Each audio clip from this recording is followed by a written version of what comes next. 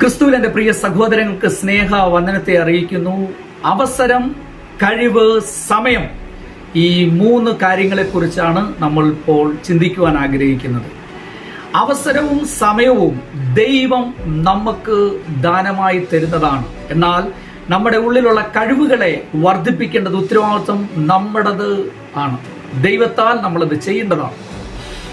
ഒരുപക്ഷെ എൻ്റെ ഈ സന്ദേശം കേൾക്കുന്ന നിങ്ങൾക്ക് നിങ്ങളുടെ വിളിക്കനുസരിച്ച് നല്ലൊരു വേദി നിങ്ങൾക്ക് കിട്ടിയില്ല എന്നുള്ള നിരാശയ്ക്കകത്ത് പിറുപിറുപ്പിലായിരിക്കാം ഈ സന്ദേശം നിങ്ങൾ കേൾക്കുന്നെങ്കിൽ ഈ സന്ദേശം നിങ്ങളെ രൂപാന്തരപ്പെടുത്തട്ടെ എന്ന് ഞാൻ പ്രാർത്ഥിക്കുകയാണ്. പ്രിയമുള്ളവരെ, നമ്മുടെ വിളിക്കനുസരിച്ച് പെട്ടെന്ന് നമുക്കൊരു വേദി ലഭിച്ചില്ല എന്ന് പറഞ്ഞ് നമ്മൾ പലരും നിരാശപ്പെട്ട് നമ്മൾ നമ്മുടെ സമയങ്ങളെ നഷ്ടപ്പെടുത്തിക്കൊണ്ടിരിക്കുകയാണ്. ദൈവം എനിക്കൊരു അവസരം തരുന്നില്ല, ദൈവത്തിന്റെ സമയം ഇതുവരെ ആയിട്ടില്ല എന്നൊക്കെ നമ്മൾ ചിന്തിക്കും. എന്നാൽ ദൈവം നമ്മളോട് പറയുന്നൊരു കാര്യമുണ്ട്. എൻ്റെ അവസരത്തിന് വേണ്ടി, എൻ്റെ സമയത്തിന് വേണ്ടി ഞാൻ നിന്നെ ഒരുക്കുകയാണ്. നമ്മുടെ ഉള്ളിലെ കഴിവുകളെ ദൈവം വർദ്ധിപ്പിക്കുവാൻ ആഗ്രഹിക്കുക. യോസെഫ് ക്ഷാമം വരുന്നിടം വരെയും കാത്തിരുന്നില്ല തൻ്റെ സ്റ്റോർ ഹൗസ് നിറയ്ക്കേണ്ടതിനായി. വരാനിരിക്കുന്ന ആ വലിയ വിപത്തിനെ കണ്ടുകൊണ്ട് അദ്ദേഹം ആ രാജ്യത്തിലെ സ്റ്റോർ ഹൗസ് നിറയ്ക്കുന്നത് പോലെ ഇപ്പോൾ നിങ്ങൾക്കൊരു വേദിയില്ലായിരിക്കാം, ഇപ്പോൾ നിങ്ങൾക്കൊരു അവസരങ്ങളില്ലായിരിക്കാം. ഈ അവസരമില്ലായ്മ നിങ്ങളുടെ പഠനത്തിനു വേണ്ടി നിങ്ങൾ ഉപയോഗിക്കണം. ഈ സമയം നിങ്ങൾ ഒരിക്കലും നശിപ്പിച്ചു കളയരുത്. വേദിയില്ല എന്നും പറഞ്ഞ് നിസ്സാരം സമയം പോലും നിങ്ങൾക്ക് കളയുവാനില്ല. നിങ്ങൾ ചെയ്യേണ്ടത് ഈ സമയം വരുവാനിരിക്കുന്ന വേദിക്ക് വേണ്ടി നിങ്ങൾ ഇപ്പോൾ തന്നെ വചനങ്ങൾ പ്രിപ്പയർ ചെയ്യണം.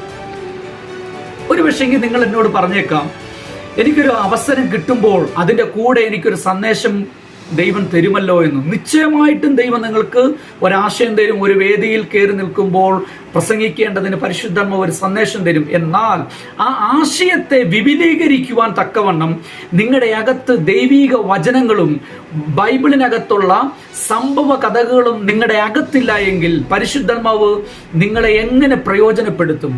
നമുക്ക് ലഭിക്കുന്ന 2-3 മണിക്കൂറുകൾ കുറച്ച് ജനത്തിന്റെ മുമ്പിൽ നിൽക്കുമ്പോൾ അവിടെ നിന്ന് കഥയടിക്കാൻ അല്ല പ്രിയമുള്ളവരെ കർത്താവ് നിങ്ങളെ വിളിച്ചിരിക്കുന്നത് ദൈവത്തിന്റെ വെളിപ്പാടുകൾ പറയുവാൻ വേണ്ടിയാണ്. നമ്മൾ AI കാലഘട്ടത്തിലാണ് ഇരിക്കുന്നത്. അബ്രഹാമിന്റെ ഇസഹാക്കിന്റെ കഥകൾ AI നമ്മളോട് പറഞ്ഞു തരും. ഫോണിനകത്ത് ഇന്നത്തെ തലമുറയുടെ കരങ്ങളിൽ ബൈബിളിന്റെ കഥകൾ ഒരുപാട് അവരുടെ കരങ്ങളിലുണ്ട്. എന്നാൽ വെളിപ്പാടുകൾ ഒരിക്കലും AI തരത്തില്ല.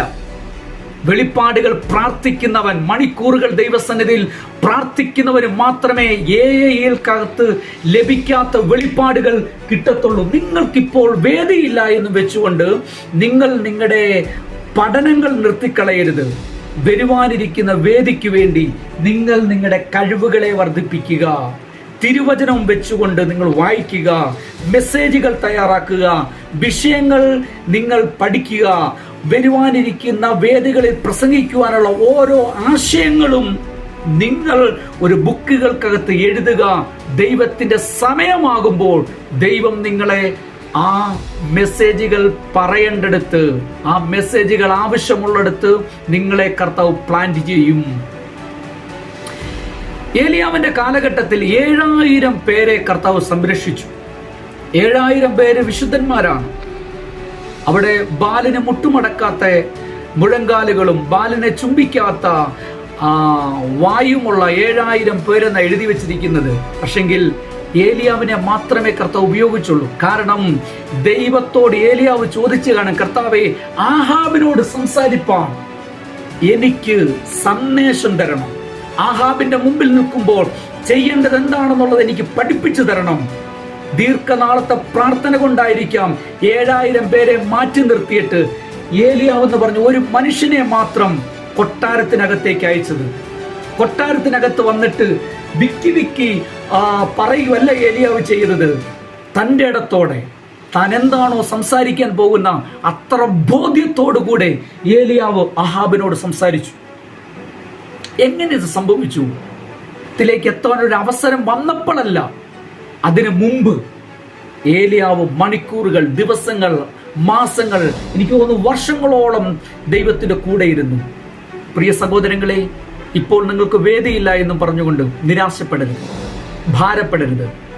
ഈ സൈലന്റ് സമയം തിരുവചനം പഠിക്കാൻ, തിരുവചനത്തിനകത്തുള്ള വെളിപ്പാടുകളെ പ്രാപിപ്പാൻ നിങ്ങൾ തയ്യാറാകണം. നിങ്ങൾ കഴിവുകൾ വർദ്ധിപ്പിക്കുക.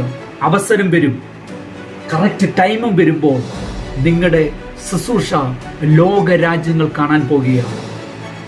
നിങ്ങളുടെ അവസരം കിട്ടിയില്ല എന്ന് പറഞ്ഞുള്ള നിരാശകളെ യേശുവിന്റെ നാമത്തിൽ മാറ്റിക്കളയുക.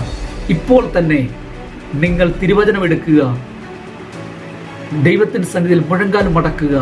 ദൈവത്തിന്റെ കറക്റ്റ് ടൈം ആകുമ്പോൾ ദൈവം നിങ്ങളെ പുറത്തു കൊണ്ടുവരും. തിരുവചനം പറയുന്നു, അവന്റെ ബലമുള്ള കൈക്കീഴിൽ താണിരിക്കുമ്പോൾ തക്ക സമയത്ത് അവൻ നമ്മളെ ഉയർത്തും.